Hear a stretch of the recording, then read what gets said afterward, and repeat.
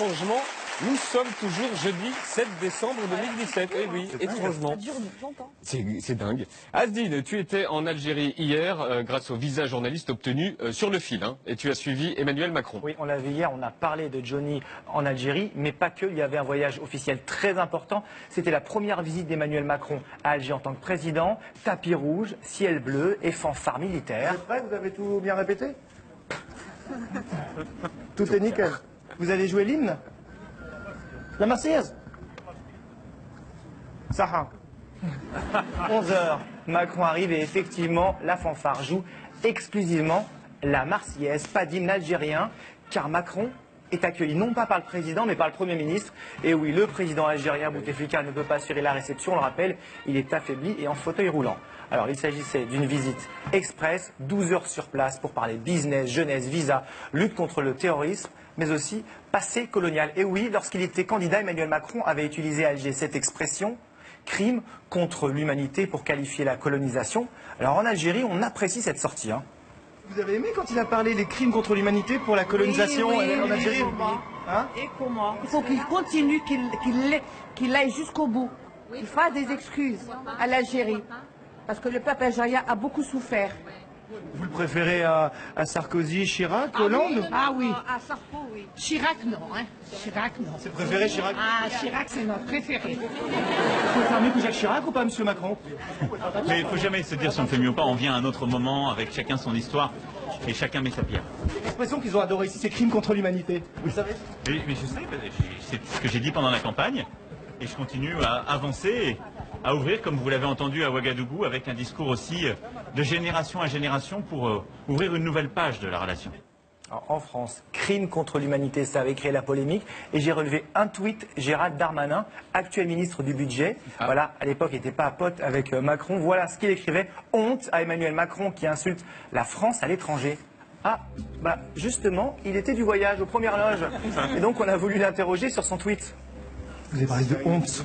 Vous avez changé d'avis. Je pense qu'il faut mieux respecter là, le moment où on est. Merci. Vous regrettez ce tweet, monsieur Darmanin, ou pas? Est-ce que vous le regrettez, monsieur Darmanin? Vous l'aviez effacé? Bon, pas très bavard, monsieur le ministre. Allez, on continue la visite officielle. Accueil plutôt chaleureux pour notre président, même si tout le monde n'a pas pu l'approcher. On ne nous a pas laissé prendre une photo. Qui vous a pas laissé? Et le monde, ils nous ont bousculé. Vous voulez prendre une photo avec nous, sinon? Ben oui. On remplace? Allez. T'es pire qu'un avocat, Je vous fais la bise. Ah oui. Dans la foule, il y en avait quand même qui avaient des choses à lui reprocher à Macron. Je suis contente que M. Macron soit venu nous rendre visite, bien qu'il soit passé d'abord au Maroc, avant de venir ici, alors qu'il aurait dû... tous les autres présidents sont venus après leurs élections, ici en Algérie, et après ils ont fait les autres États. Cette fois-ci, monsieur, il a préféré peut-être le Maroc. Macron préférait-il le Maroc à l'Algérie? Alors on a profité de la conférence de presse pour lui poser la question. Alors déjà, faut se battre entre journalistes pour récupérer le micro. On a levé la main plusieurs fois, c'est à moi, et on a enfin réussi. En tant que président, vous avez d'abord choisi le Maroc avant l'Algérie pour rendre visite à son chef d'État. Préférez-vous le Maroc? Et dans le prolongement, pourquoi un voyage aussi court? Une partie de la presse a utilisé une expression escale politique plutôt que visite d'État. Je vous remercie d'œuvrer à la pacification des relations internationales et régionales par cette question ainsi posée. J'ai, au Maroc, réalisé une visite qui ne pouvait pas être faite pour d'autres raisons au même moment en Algérie, et que cette visite a été un dîner amical et personnel. C'est ainsi que le roi l'a présenté. Je fais aujourd'hui une visite officielle. Cette visite a donc un autre statut, plus officiel que celui que j'ai pu avoir au Maroc. C'est ce qui s'appelle de la diplomatie, en fait. Et la rencontre entre donc Macron et Bouteflika, le président algérien, ça s'est passé où et ça a duré combien de temps? Alors c'était à Zeralda, dans la résidence du président algérien. Ça a duré officiellement 1 heure. On le rappelle, Bouteflika est âgé de 80 ans, victime d'un AVC en 2013. Il ne fait aucune apparition en public, ou presque. Finalement, la seule façon d'apprendre un peu sur son état de santé, c'est lors des rencontres présidentielles. Bon, nous, on n'a pas pu y assister. Aucun journaliste français n'était dans la salle. Voici les images officielles fournies par Canal Algérie et qu'on a décryptées avec Alan Henry.